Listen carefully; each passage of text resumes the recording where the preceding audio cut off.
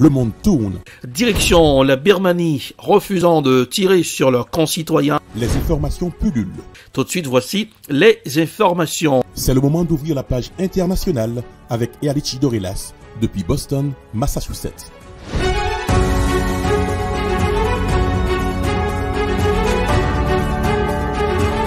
Mesdames, Messieurs, bonsoir. Ravi de vous retrouver ce jeudi. Bienvenue dans la page internationale au grand journal du 14h, au cœur de la newsroom, dans la capitale des grandes universités du monde, Boston, Massachusetts, Erlich Dorelas, pour présenter cette page internationale. À Jacques Mel pour le grand journal, Joël François. Rubens assure les manœuvres techniques. Bonsoir aux auditeurs à la radio évangélique Hosanna 102.3 FM. À Jacques Mel, le ministère chinois des Affaires étrangères de nouveau condamné la visite à Taïwan de la présidente de la Chambre des représentants américaine, Nancy Pelosi. Écoutons un extrait de sa déclaration. En tant que troisième plus haut personnage officiel de l'administration américaine, face à de nombreux problèmes démocratiques de son propre pays, Mme Pelosi dépense l'argent des contribuables en requérant un avion militaire américain pour enfreindre le droit international, les normes de base des relations internationales, pour interférer dans les affaires d'autres pays et pour saper leur souveraineté et leur intégrité territoriale. Cela ne peut que révéler plus clairement au monde l'hypocrisie et la laideur des États-Unis et ruiner davantage leur crédibilité. Nous restons toujours en Chine. Les exercices militaires conçus pour faire peur, selon certains experts. La Chine a commencé ses manœuvres militaires ce jeudi. Certains missiles atterrissent dans les eaux territoriales taïwanaises. Voici un reportage à Sydney Euronews. Vent debout à la suite de la visite de Nancy Pelosi à Taïwan, la Chine a débuté ce jeudi les plus importants exercices militaires de son histoire autour de l'île. Si ces manœuvres inquiètent l'Occident, certains experts estiment que Pékin n'ira pas jusqu'à la confrontation armée pour l'instant. Ces exercices sont conçus pour faire peur, pour répandre la peur dans le cœur des Taïwanais, pour qu'ils pensent que la réunification est inévitable, renforcée et soutenue par la puissance chinoise. Cela ne fait aucun doute. Cependant, ce n'est pas nécessairement une étape qui annonce une invasion. Ce sera le cas si ces manœuvres durent plus longtemps. Certaines zones où les missiles atterrissent sont à l'extérieur des principaux ports de Taïwan. Cela pourrait donc créer une perturbation significative de la navigation et de l'économie taïwanaise. Pour ces exercices, l'armée chinoise a défini 6 zones situées sur des routes commerciales fréquentées autour de Taïwan. Objectif, simuler un blocus de l'île et affecter son économie. En réponse, Taipei affirme que son armée est prête à protéger ses eaux territoriales et son espace aérien.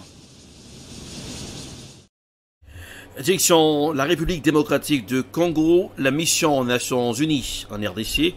MONUSCO a regretté profondément jeudi la décision d'expulser son porte-parole, Mathias Kilman, de RD Congo, et a pris note de la demande formulée par les autorités congolaises dans un communiqué. Voici un reportage à signer Africa News. Après plusieurs jours de crise et de nombreux morts, les autorités congolaises ont décidé de durcir le ton en exigeant le départ du porte-parole de la MONUSCO dans les plus brefs délais. Il lui est notamment reproché d'avoir tenu des propos qui auraient contribué à aggraver les tensions. Dans un communiqué, la mission des Nations Unies en RDC a dit regretter profondément cette décision et a pris note de la demande formulée par Kinshasa. Jusqu'ici, le président Félix Tshisekedi semblait s'en tenir au plan de retrait progressif et échelonné des casques bleus à l'horizon 2024. Mais un cap a été franchi ces derniers jours avec les manifestations anti-MONUSCO. Depuis le 25 juillet, des manifestants en colère ont saccagé et pillé des installations de la mission de l'ONU qui est présente en RDC depuis 1999. 4 casques bleus et 32 manifestants ont été tués en une semaine de manifestations dans au moins 4 villes de l'Est du pays, selon un bilan officiel. La MONUSCO est une des plus importantes missions onusiennes déployées dans le monde avec environ 14 000 militaires et un budget de plus d'$1 milliard par an. Mais depuis quelques années, une partie de la population appelle au départ des casques bleus, leur reprochant leur inefficacité face aux groupes armés. En Irak, dans une allocution télévisée, le leader chiite Moqtada al-Sadr a demandé la dissolution du Parlement irakien et la tenue d'élections législatives anticipées, alors que le pays est paralysé par les querelles politiques. Il a estimé qu'il n'y a aucun intérêt à dialoguer avec ses adversaires. Voici un reportage signé France 24. Chauffés à bloc, les partisans de Moqtada Sadr, qui occupent le Parlement depuis samedi, attendent l'allocution de leur leader. Finalement, il s'exprime depuis son fief, à Nadjaf. Et malgré les appels au dialogue, il demande la dissolution du Parlement.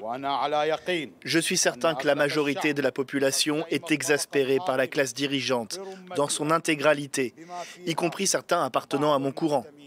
À partir de maintenant, il n'y aura plus d'anciennes figures, quelle que soit leur appartenance. C'est la troisième fois en quelques semaines que les partisans du leader chiite envahissent le Parlement. Ils protestent contre une situation politique totalement bloquée. Leur camp avait remporté le plus grand nombre de députés lors des élections en octobre dernier, avec près d'un quart des sièges. Mais depuis, le Parlement n'a pas réussi à désigner ni un président ni un Premier ministre et les élus du courant sadriste ont tous démissionné au mois de juin. Les partisans de Moqtada Sadr ont donc choisi le coup de force. Le peuple irakien est arrivé à un point où il ne supporte plus ces députés corrompus. Le peuple irakien ne vous veut plus. Quittez l'Irak. Si nous ne réussissons pas cette révolution, nous perdrons le contrôle du pays et nous ne pourrons plus le récupérer. L'ancien Premier ministre Nouri al-Maliki, l'ennemi juré de Moqtada Sadr, a de nouveau critiqué ce coup de force, appelant au respect des institutions constitutionnelles. Selon la loi, une dissolution du Parlement ne peut être actée que par un vote à la majorité absolue. Difficile quand les députés ne peuvent pas siéger. Zoom sur ce qui se passe dans le monde, évolution, un monde qui bouge, trouble à travers certains pays. Sur LCI, l'ambassadeur de Taïwan en France, M. François Xingchong, a défendu la détermination des Taïwanais à se défendre en cas d'attaque chinoise, estimant qu'il devait désormais gérer les conséquences de la visite de Nancy Pelosi. Écoutons un extrait de l'interview sur LCI. Invité exceptionnel à présent, et là aussi on est dans une image d'actualité du jour, l'ambassadeur de Taïwan en France. Rejoignez-nous, je vous en prie. François Xingchong Wu, merci de venir nous voir sur le plateau d'LCI. Vous l'avez vu avec nous, monsieur l'ambassadeur, Nancy Pelosi, numéro 3 américaine, a repris son avion ce matin. Elle a quitté Taïwan, elle a quitté l'île-État. Nancy Pelosi qui a rendu hommage à la démocratie taïwanaise, évidemment à comparer avec la Chine continentale. La force, la bonne volonté et une fois de plus la démonstration d'une démocratie qui a évolué pour devenir plus forte et qui offre un contraste très fort avec ce qui s'est passé en Chine continentale.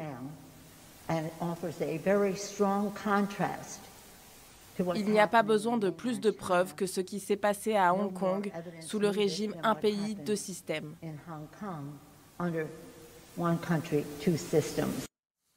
Monsieur l'ambassadeur, qu'est-ce que ça vous a apporté, cette visite de Nancy Pelosi ?